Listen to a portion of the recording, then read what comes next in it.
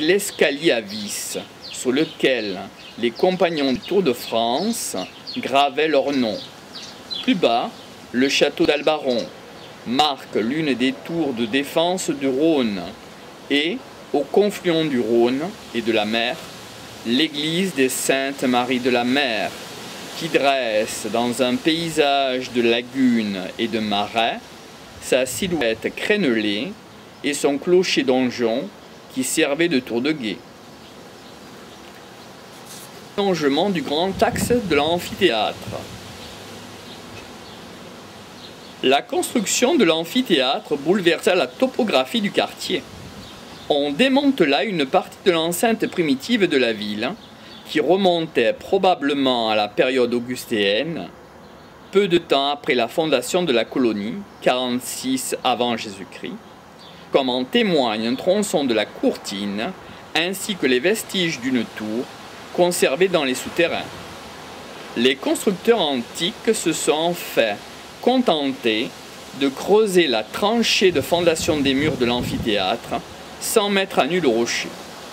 Il est probable que d'autres éléments importants de la ville augustéenne, voire proto-historiques, subsistent sous la partie nord-est de l'amphithéâtre. La découverte dans les années 1946-1950 de céramique de la période flavienne, 70-90 après Jésus-Christ, a permis de dater la construction. Cette estimation semble corroborée par l'étude stylistique de l'édifice, basée sur une typologie inspirée par le Colisée à Rome. L'amphithéâtre d'Arles lui est légèrement postérieur.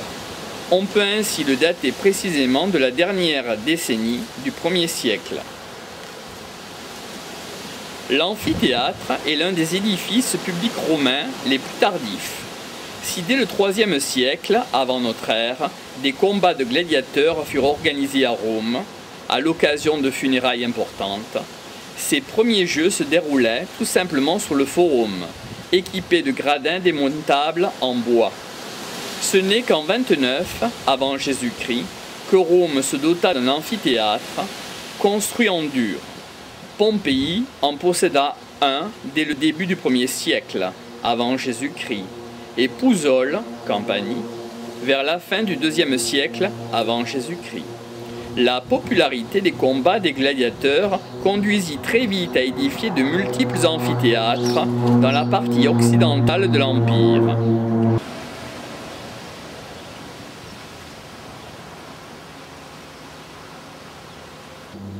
Le plus connu et l'un des plus vastes est le Colisée, édifié entre 72 et 80 à Rome. Il servit de modèle dans tout l'Empire durant les 2e et 3e siècles.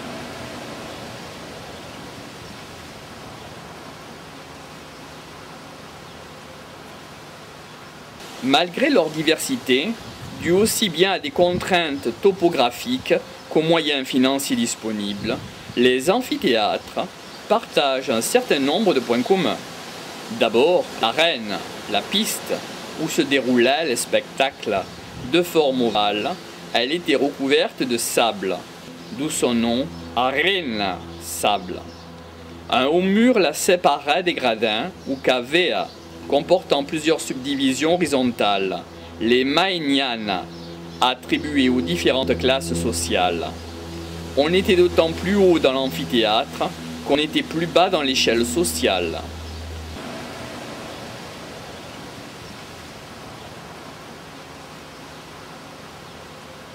Le podium, premier maenianum, était ainsi réservé aux familles sénatoriales.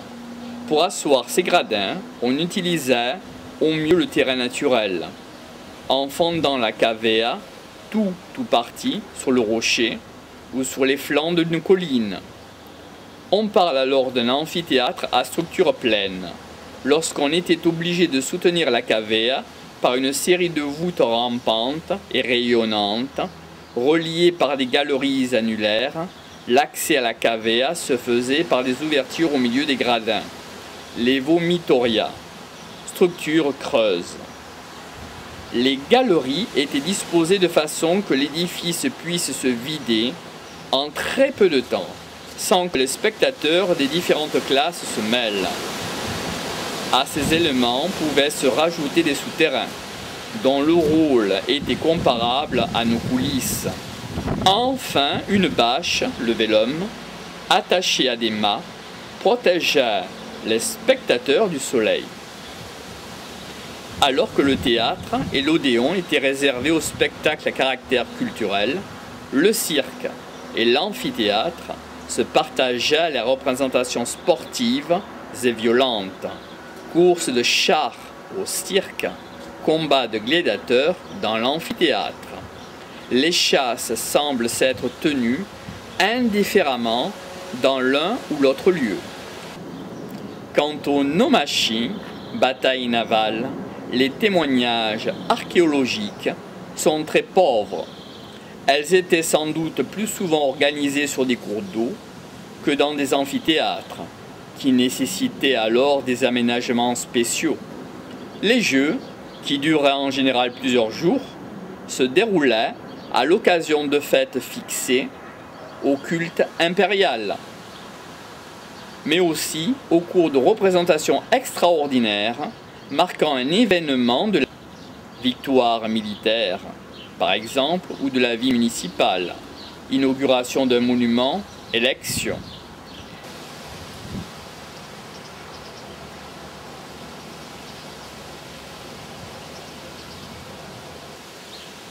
Les thermes ont été construits sur un édifice préexistant qui reproduisent par leur plan les grands thermes du Bas Empire et ceux qu'avait élevés Constantin à Trèves quelques années avant.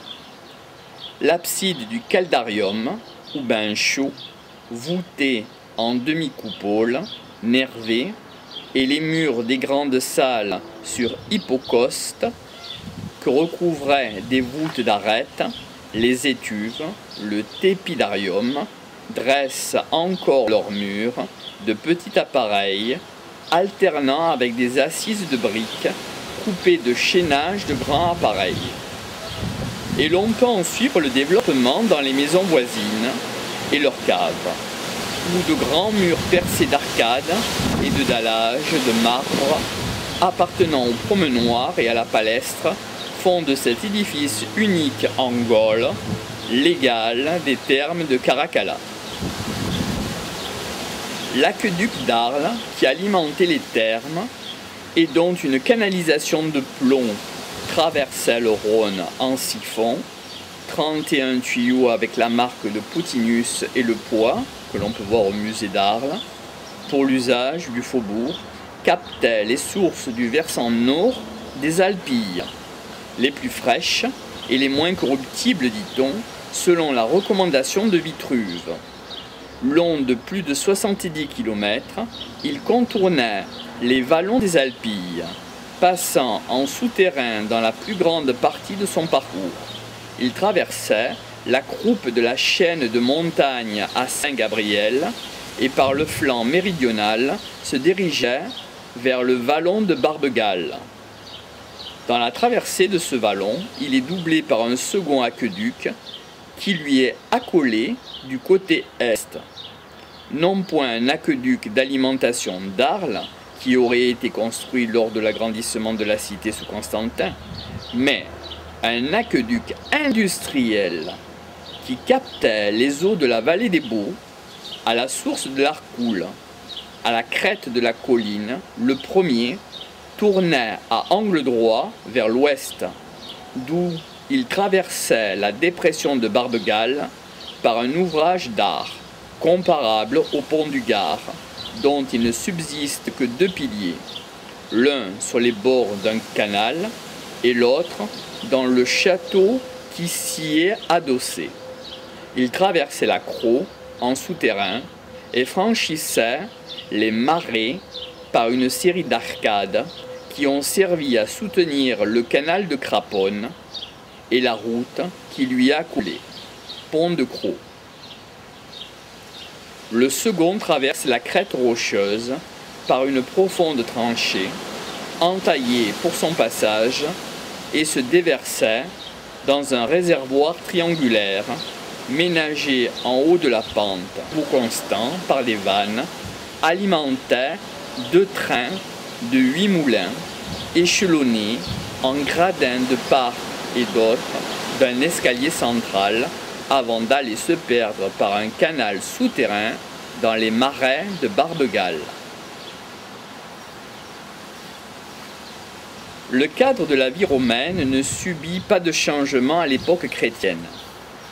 Les régions dévastées à la fin du IIIe siècle ou au début du Ve par les bandes du légendaire roi Crocus, qui aurait été tué en Arles et a laissé son nom au défilé de Castelet, jouit d'une paix relative au milieu de l'écroulement de l'Empire. Bastion de la romanité, Arles, assiégée à plusieurs reprises au Ve siècle, échappe cependant à l'occupation des barbares, burgondes et wisigoths, qui se partagent la Gaule. L'ancienne administration romaine survit avec le culte des lettres sous le règne de Théodoric, roi des Ostrogoths, décès 526, que reconnaît l'empereur d'Orient, était encore debout au Ve siècle. Chaque après-midi, toute la population, d'abord les femmes, ensuite les hommes, observait le rite de la sudation à sec, du bain chaud où la peau aspergée d'eau brûlante était raclée au strigile, sorte de petit racloir, et du passage dans la salle tiède, ainsi que de la piscine froide. Il se terminait par un vigoureux massage.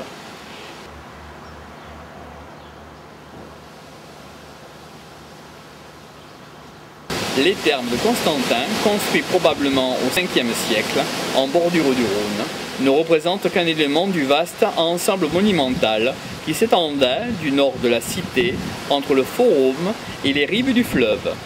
L'épidarium, divisé en plusieurs salles ou piscines, dont les planchers étaient supportés par des briques, permettant le chauffage par l'air chaud provenant de plusieurs foyers, qui circulaient dans l'épaisseur des murs à travers des conduits de briques creuses. La construction, rythmée par une alternance d'assises de briques et de petits moellons de calcaire très réguliers, s'articule autour d'une abside semi-circulaire éclairée par 3 hautes fenêtres en plein cintre, couvertes par une grandiose voûte en cul-de-four. C'est à elle que le monument doit son nom de palais de la Trouille, que lui ont donné les Arlésiens.